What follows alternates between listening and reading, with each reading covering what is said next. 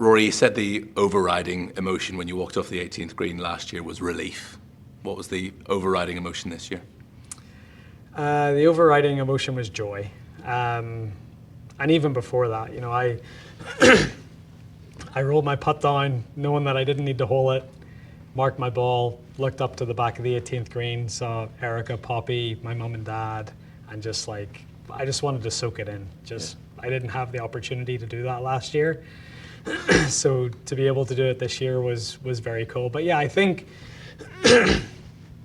it's very joyful, but also, not that I didn't feel like I belonged, but there's this sense of belonging.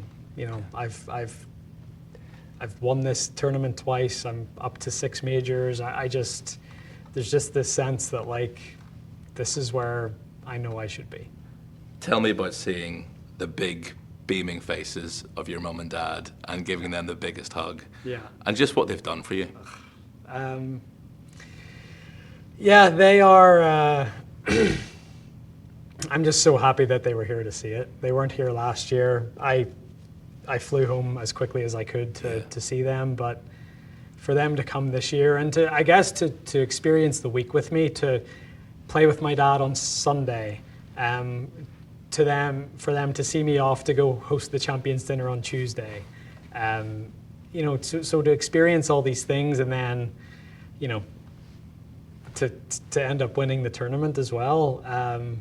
It's been such an incredible week. It's had its ups and downs. I wish I would have made it easier after Friday night, but just incredible. Describe your mental state on Saturday evening when a 6-shot lead is evaporated, or earlier on in the final round when you're suddenly 3 shots behind. At any stage, is your head discombobulated? You're thinking, I'm throwing this tournament away? Or did the experience of last year drag you through that? Yeah, so I think I just had to reset after last night. I had to, again, going back to what Harry said to me this time last year, pal, we would have taken this on Monday morning. If someone had told me when I arrived here to Augusta on Saturday afternoon that I'd be tied for the lead going into the final round, I would have been like, yeah, absolutely. Yeah. I will take that. So I just had to remind myself of that. Yes, had I given away that cushion that I built up? Absolutely. But, Cam played amazing. Scotty played amazing. They shot 65s. I shot 73. I didn't shoot a 75 or a 76 and blow myself out of it. I could have, but I hung in there and I grinded and, I shot something that was at least respectable to give myself a chance going into today. So it wasn't ideal, but it wasn't disastrous. Are you playing the best golf of your life right now?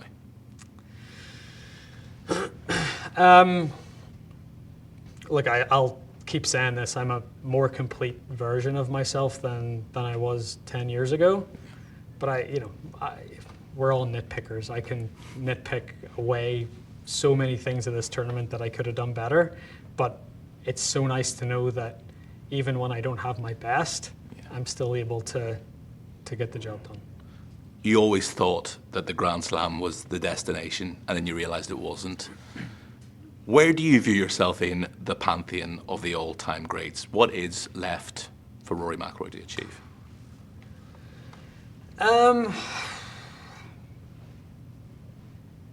I think there's a lot left. I think it took me so long to go from 4 to 5, and it's taken me pretty quickly to go from 5 to 6.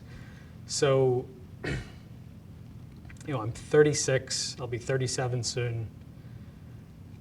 I feel really good. My body's good. I'm in a, I have a lot of opportunities left, especially in these big tournaments. And the one thing I would say is, I took 3 weeks off leading into this event to make sure that my body was right, to make sure my preparation was right. I'm not going to do that for every major because I'm not able to, but I think I felt the most prepared coming into this event that I ever have. I played the golf course so much. I knew, I had such a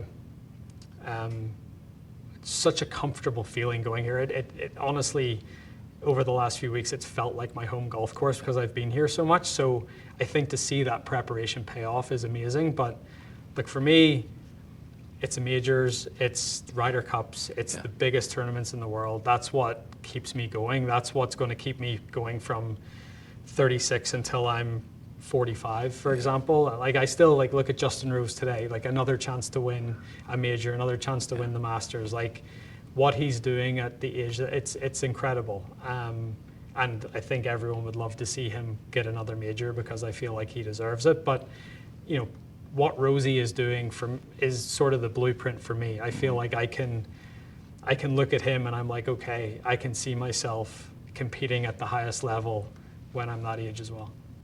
Do the Grand Slam twice, win a Ryder Cup in Ireland, three-peat next year. You know, shall I let you enjoy this one first? Look, I have the opportunity to do them all, so that's amazing. I have an opportunity. Look, I've won 2 Masters, I've won 2 PGAs. Like, I've got a chance to win 2 Opens, a chance to win 2 US Opens.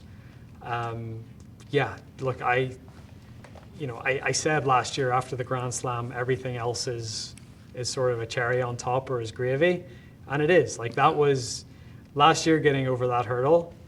I just feel like it makes the next few years of my career like it's just got potential, and that's amazing. That's an amazing place to be. I always finish this interview every year by giving the champion a chance to sign the Masters flag, and quite often it's the first time.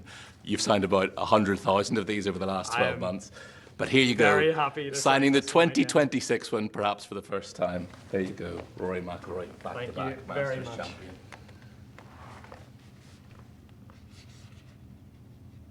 Something that never gets tired.